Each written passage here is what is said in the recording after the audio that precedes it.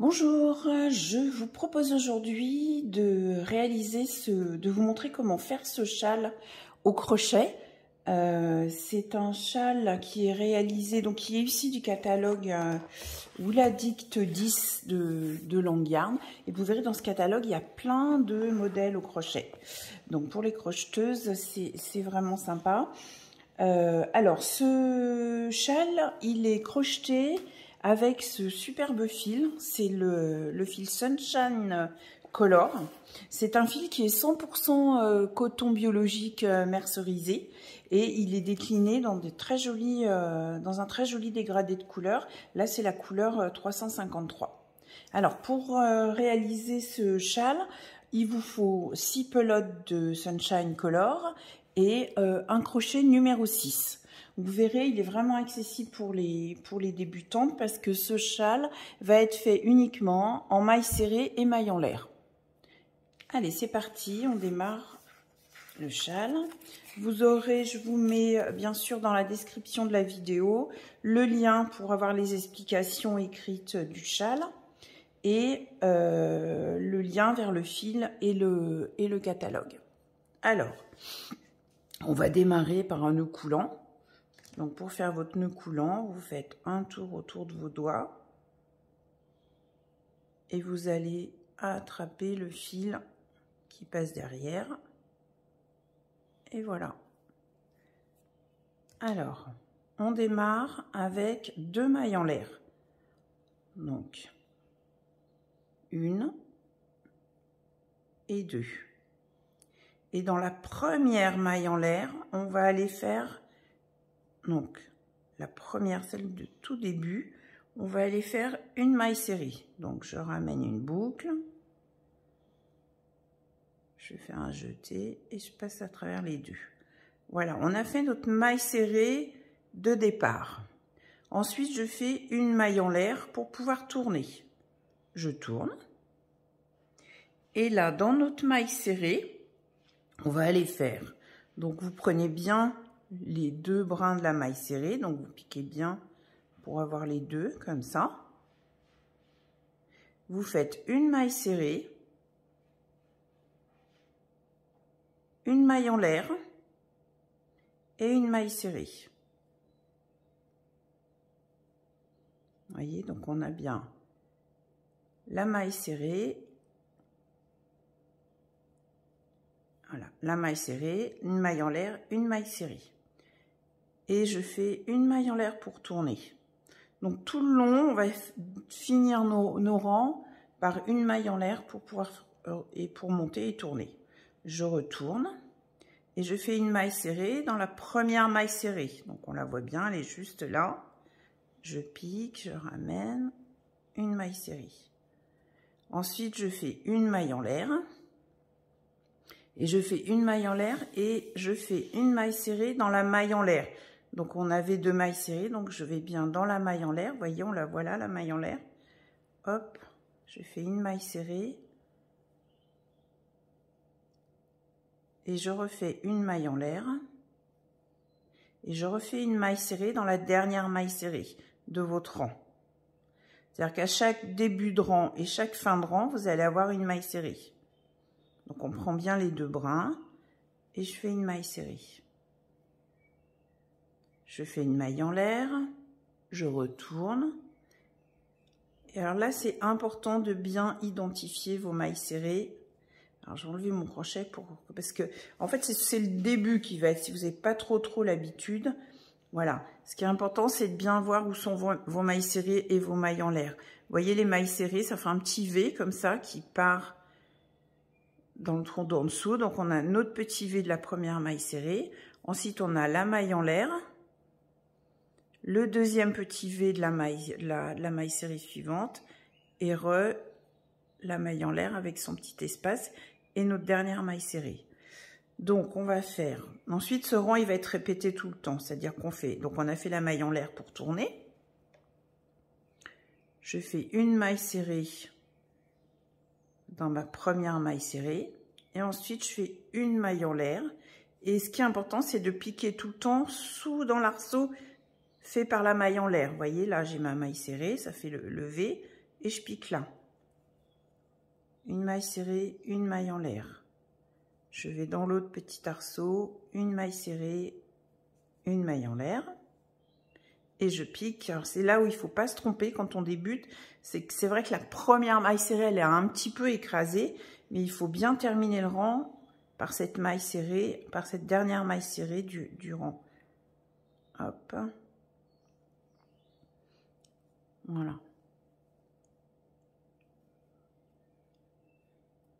Et on continue, c'est-à-dire qu'on répète tout le temps la même chose, c'est-à-dire qu'on fait une maille en l'air pour tourner, je tourne, je fais, vous voyez, si vous écartez comme ça, on voit bien, on fait une maille serrée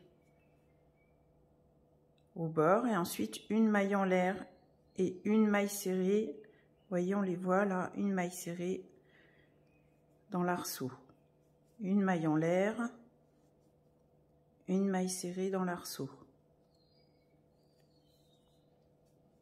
Une maille en l'air, une maille serrée dans l'arceau, une maille en l'air et une maille serrée dans la dernière. Donc c'est vrai que le risque, si vous débutez, que vous n'avez pas trop l'habitude, c'est de zapper, d'oublier cette dernière maille serrée. Donc faites bien attention. Voilà. Après, si vous avez peur de l'oublier, ce que vous pouvez faire aussi, c'est mettre un anneau marqueur maintenant parce que ça va être la première. Donc je fais une maille en l'air, une maille serrée. Voilà, ce que vous pouvez faire, c'est mettre un anneau marqueur dans la première maille serrée quand vous démarrez le rang. Je pense que ça peut aider. Vous faites une maille en l'air et après vous piquez dans l'arceau. Vous voyez, le motif, il commence à se dessiner. Donc, c'est tout le temps une maille en l'air, une maille serrée dans l'arceau. Et alors, ce que je vous ai pas dit, c'est que ce fil, il est... donc, c'est du coton biologique mercerisé. Et vous voyez, il se présente sous la forme d'une petite chaînette. Du coup, il n'y a aucun risque au crochet que le fil se dédouble, ce qui arrive souvent avec des gros cotons. Et là,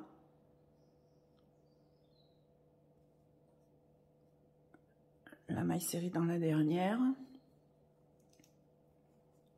Donc, une maille en l'air pour tourner. Une maille serrée dans la première. Voilà. Et là, il me faudra un autre.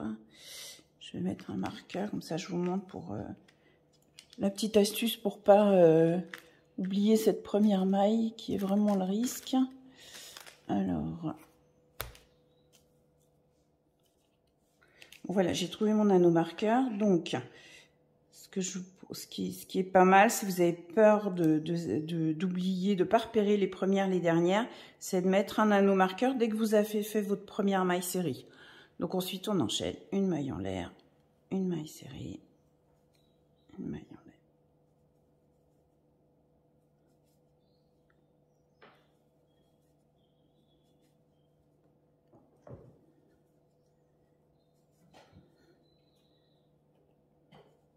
Voilà, donc là j'arrive à la fin, donc je fais ma maille serrée dans le dernier arceau et là vous voyez ça permet vraiment de pas oublier la dernière. Donc j'enlève l'anneau,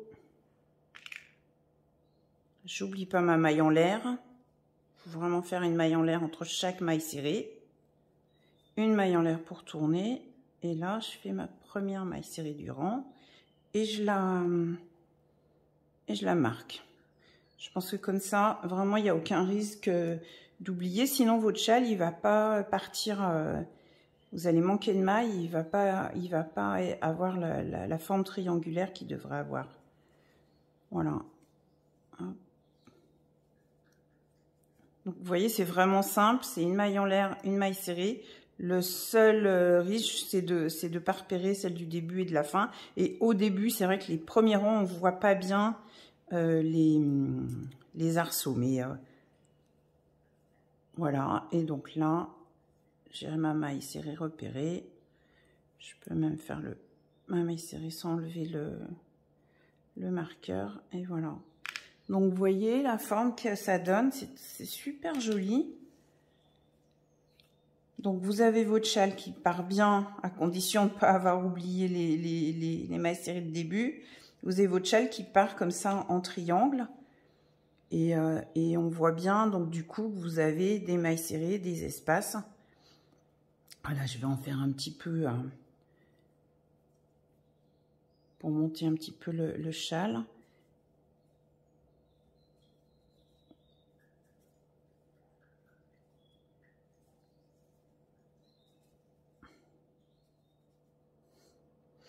Donc voilà, j'ai avancé un petit peu le châle et je vous, juste une dernière fois, du coup, les petits conseils pour pas se tromper.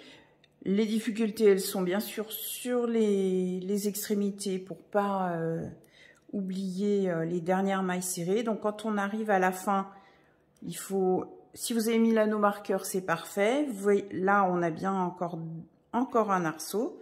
Donc je fais une maille serrée dans le dernier arceau. C'est-à-dire que tout le long, toute la largeur du châle, les mailles serrées sont dans les arceaux. Et à la fin, on fait une maille en l'air et on va faire une maille serrée dans la dernière maille serrée. C'est ce qui fait que le châle s'évase sur les côtés. Voilà.